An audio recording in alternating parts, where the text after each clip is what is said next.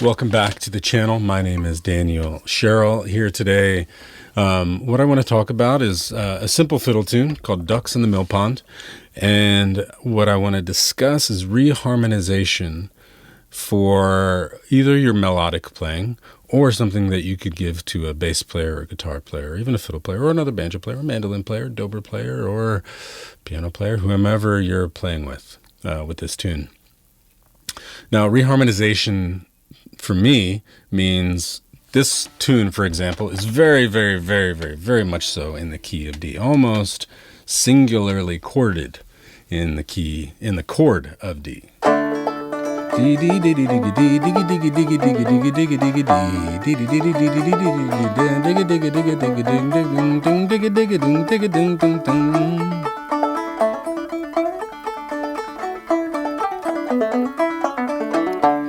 mean, it is so much in the key of D that during the melody you could really only play the chord D, and it would be beautiful and relaxing and really have the spirit of the song. Now, for me, I'm like, well, in this A part, what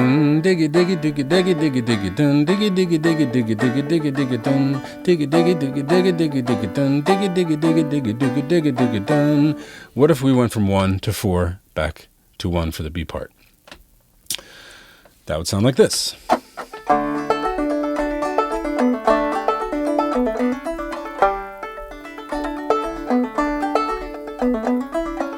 Like you heard that, boom, that's a G note.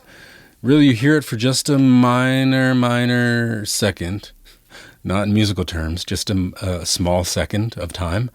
Not a half step, not a minor second in musical terms, but in a small amount of time. You hear it, but it does imply a change of the harmony. I'll do that again.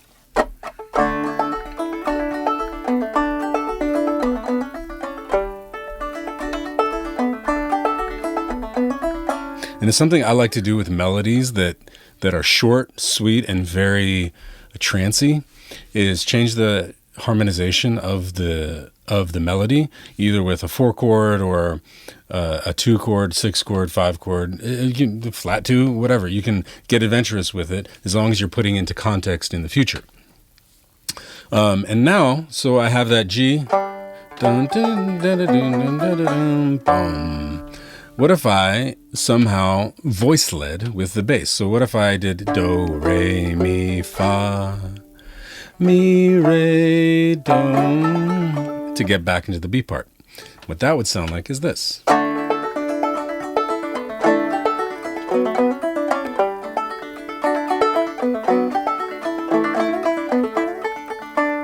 So I'm voice leading, bum, bum, digga dugga, digga digga dugga dugga dum, dum, digga digga dugga dum.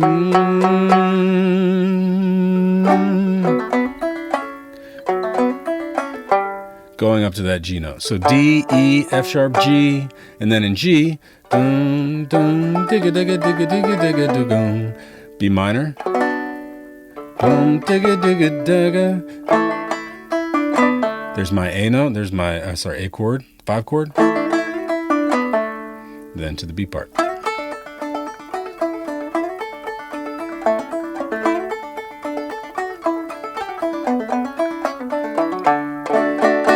Now, let me put that in context. I'll do a whole A part. I'll do an AA, BB without the harmonization.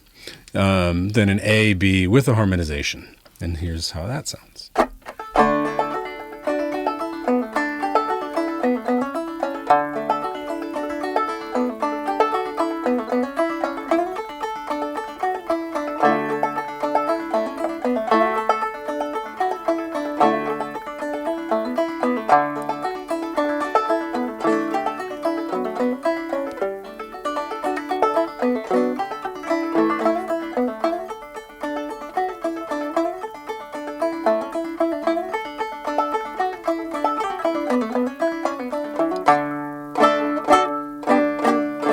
So there is that reharmonization.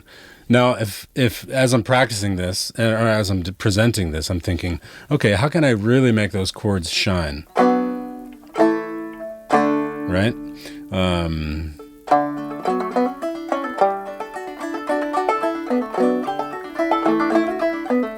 it's really about the sustaining of those notes. So I'm holding on to them with my left hand, with my fretboard hand, as long as I can before I need to move to the next little segment of the music. Now, with tunes like this, and generally old-timey tunes or bluegrass tunes that have a lot of notes that move in rapid sequence, you're not going to be able to hold them for that long. So therein lies playing with another musician, another bass, like a bassist or a guitar player, mandolin player, another banjo player, or a fiddler that can really hammer home those voice leading techniques.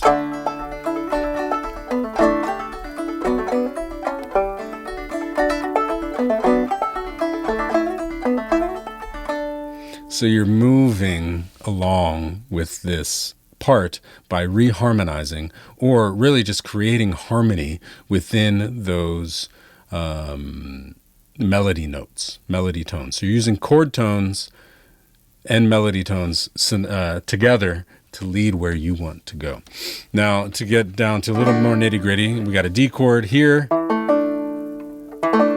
You could argue that this is an A dominant chord suspended, because there is no third here. I would have to add that third, which might sound cool.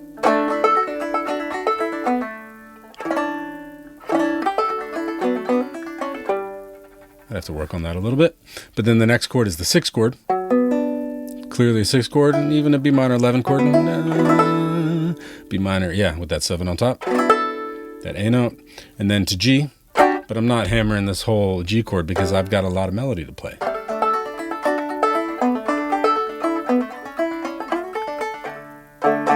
Right? Now if I'm just playing along to the chords,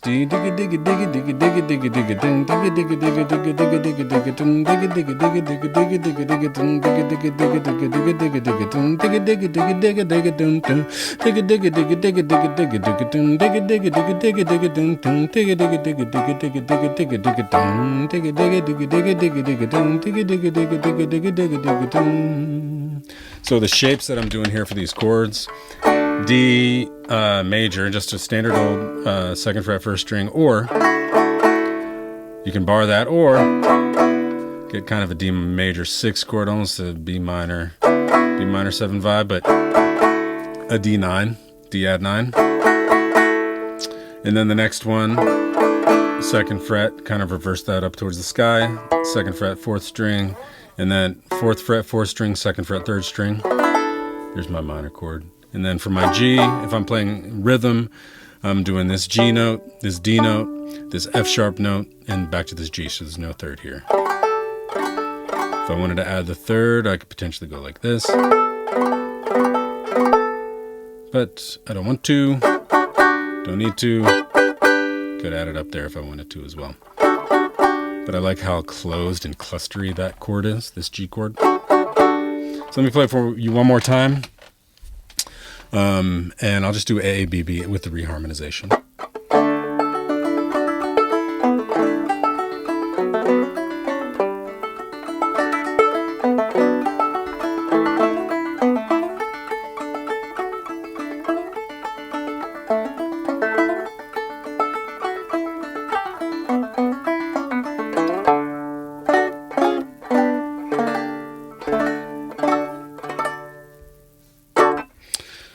All right, there you have it. If you have any questions about this tune, there's a tablature. Just follow the links in the description below. Please like and subscribe.